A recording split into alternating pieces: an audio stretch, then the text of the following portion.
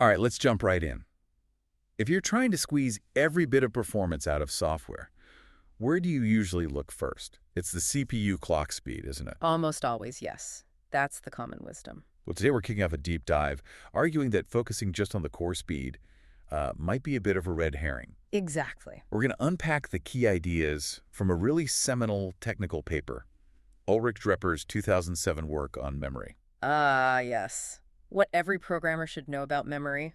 It's, still incredibly relevant even all these years later. Still relevant. How Yeah. so, given how much hardware has changed? Well, the hardware has evolved, definitely. Designers use really sophisticated techniques now, like complex cache hierarchies. But the core problem, the fundamental bottleneck, that hasn't gone away. Okay. And the thing is, these hardware tricks, they only work if the programmer understands what's happening and cooperates. Otherwise, performance just tanks. So let's quantify that. This bottleneck between the CPU and the main memory, the RAM, how bad is it? I've heard the term latency shock. Latency shock, yeah, that captures it pretty well. It is dramatic. You're looking at clock ratios, often well over 10 to 1. 10 to 1. Easily. Think about, say, an older Intel Core 2 running at nearly 3 gigahertz, trying to talk across a front-side bus at maybe 1 gigahertz. That's roughly an 11 to 1 ratio right there. Okay. And what does that mean in practice?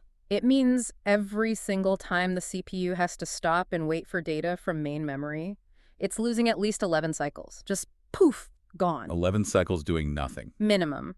The processor is basically just sitting there idling because the data it needs is, relatively speaking, miles away in DRAM. Right. So DRAM latency is the killer. Yeah. The hardware fix, then, is the cache hierarchy. You know, L1, L2, sometimes L3 caches, these small, fast memory pools right next to the core. Exactly. That's the hardware solution to try and hide that main memory latency. But what happens when your program needs data that isn't in the cache? Let's say it misses L1. What's the actual cost? Is it a small hit, or are we talking falling off a performance cliff? Oh, it's absolutely a cliff, no question. The data in the paper shows these clear performance plateaus. Plateaus? Yeah. If your data fits nicely in the L1 beta cache, you're flying. Usually under, say, 10 clock cycles per operation, really fast. Okay, less than 10. But if your data is too big for L1, but it is found in the L2 cache, the average time jumps. Now you're looking at maybe around 28 cycles. Okay, 10 to 28, that's a noticeable jump, but maybe manageable? Manageable, perhaps. But here's the cliff.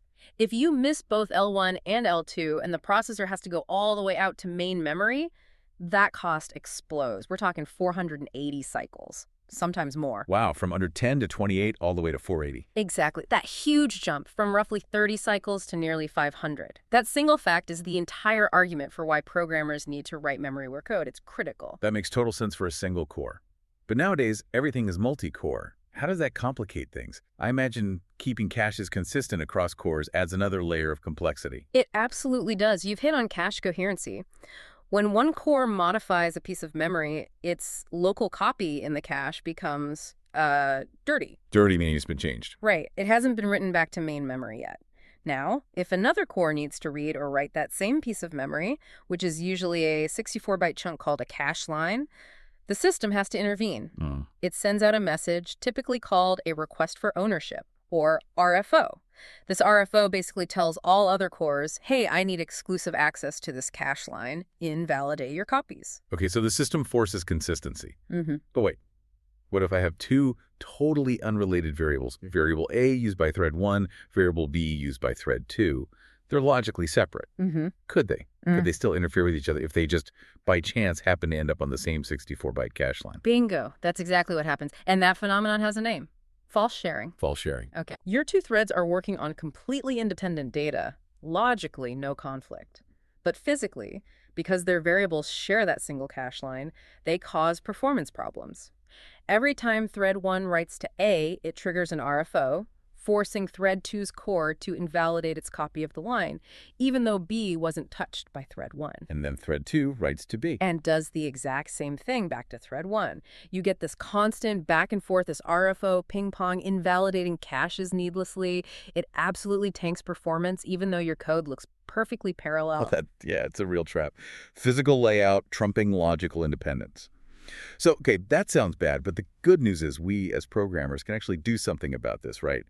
What's a key takeaway? A major optimization from the paper. The biggest one is probably emphasizing spatial locality. It sounds simple, but it's incredibly powerful. Spatial locality, meaning keep data that's used together, physically close together in memory. Precisely. Arrange your data structure so that when you process elements sequentially in your algorithm, you're also accessing memory sequentially. Can you give an example? The paper uses matrix multiplication. It's a classic algorithm. If you access one of the matrices in a non-sequential way, say column by column when it's stored row by row, you constantly jump around in memory, triggering those expensive main memory fetches. 480 cycles again and again. Right. But if you simply rearrange the data first, transpose one of the matrices so that all your access becomes sequential, the speed up is enormous. How enormous. The paper showed a 76.6% speed up just from changing the data layout to ensure sequential access. 76%. And that wasn't changing the algorithm itself, just how the data was arranged. Exactly. It dropped the total cycle count from something like 16.7 billion down to 3.9 billion, just by respecting how memory works. That's incredible. That's the kind of difference that makes or breaks real-world applications. It really is. The structure drives the performance. Okay, before we wrap up, let's quickly thank our sponsor, embersilk.com. If you're looking into AI education or integration for your business, Embersilk offers solutions crafted by actual industry experts. Check them out at embersilk.com. So, to summarize this whirlwind tour, chasing performance isn't just about faster CPUs or clever algorithms. It's fundamentally about understanding the physical reality of memory. The latency, the caches, how data is laid out. You have to respect the hardware. Absolutely. And if I could leave you with one final thought, this paper is from 2007. You might think it's dated, but the core trade-offs, speed versus latency, cache behavior, the importance of data layout, these are arguably more critical today with so many cores fighting over access to memory. This challenge isn't going away, it's intensifying. A really important point. Well, that's all the time we have for this deep dive. If you found this useful, if you learned something, please do subscribe to the show and maybe leave us a 5-star review. It genuinely helps other people find us. Thanks for listening.